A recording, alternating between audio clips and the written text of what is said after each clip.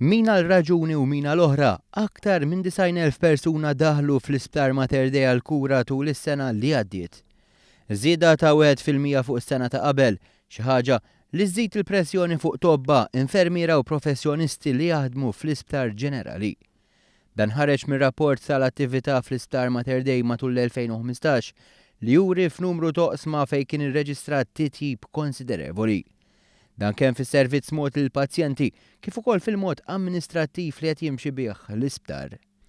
Il-kap eżekuttiv tal-Isptar Mater Dei Ivan Falzon irrimarka kif wieħed mill-ikbar oqsma fejn sar titjib huwa dak tal-operazzjonijiet.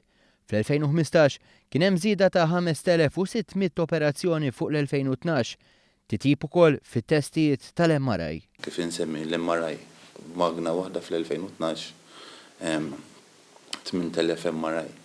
Zidna magna fit-2014, end of 2014, u mhux irdupjajna l-MRIs. Biżjed effiċjenza tlajna l-20,000 MRI fit-2015. Kien spjegat li dawn ir-riżultati nkisbu minn sinerġija fl-amministrazzjoni tal-isptar flimkien ma' aktar impjegati ingaġġati matul l-aħħar xhur. Fil-fatt bħalissa l-isptar hemm 4,597 impjegat, meta fl-2008 kien hemm biss 3,500 impjegat, żieda 1,097 ħaddiem. Issaħħet ukoll l-infrastruttura tal-isptar fejn inbnew żewġ swali ġodda li fihom setgħu jitqiegħdu aktar sodod. F'din l-aħħar sena żdiedu 95 sodda ta' kwalità according to minimum standards. Dawn is-sodod ġodda fl-isptar ifisser li naqset il-pressure fuq l-isptar meta kien hemm bżonn.